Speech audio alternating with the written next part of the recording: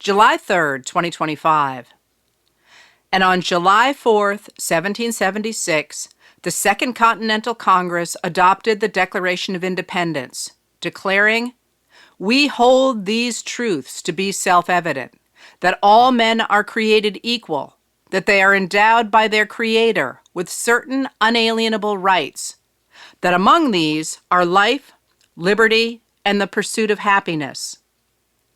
For all the fact that the congressman got around the sticky little problem of black and indigenous enslavement by defining men as white men, and for all that it never crossed their minds that women might also have rights, the Declaration of Independence was an astonishingly radical document.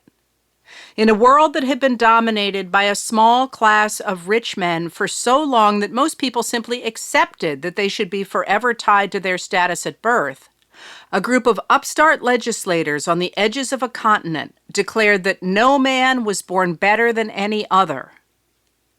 America was founded on the radical idea that all men are created equal. What the founders declared self-evident was not so clear 87 years later, when Southern white men went to war to reshape America into a nation in which African Americans, Indigenous Americans, Chinese, Mexicans, and Irish were locked into a lower status than white Americans. In that era, equality had become a proposition rather than self-evident.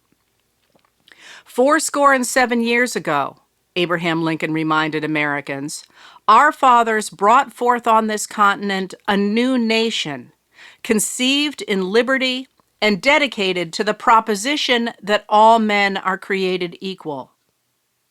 In 1863, Lincoln explained, the Civil War was testing whether that nation, or any nation so conceived and so dedicated, can long endure.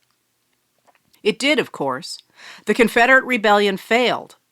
The United States endured, and Americans began to expand the idea that all men are created equal, to include black men, men of color, and eventually, women. But, just as in the 1850s, we are now, once again, facing a rebellion against our founding principle, as a few people seek to reshape America into a nation in which certain people are better than others. The men who signed the Declaration of Independence on July 4th, 1776, pledged their lives, their fortunes, and their sacred honor to defend the idea of human equality. Ever since then, Americans have sacrificed their own fortunes, honor, and even their lives for that principle. Lincoln reminded Civil War Americans of those sacrifices when he urged the people of his era to take increased devotion to that cause for which they gave the last full measure of devotion, that we here highly resolve that these dead shall not have died in vain, that this nation, under God, shall have a new birth of freedom, and that government of the people, by the people, for the people, shall not perish from the earth. Words to live by in 2025.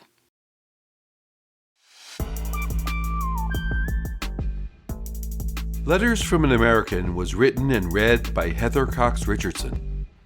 It was produced at Soundscape Productions, Dedham, Massachusetts. Recorded with music composed by Michael Moss.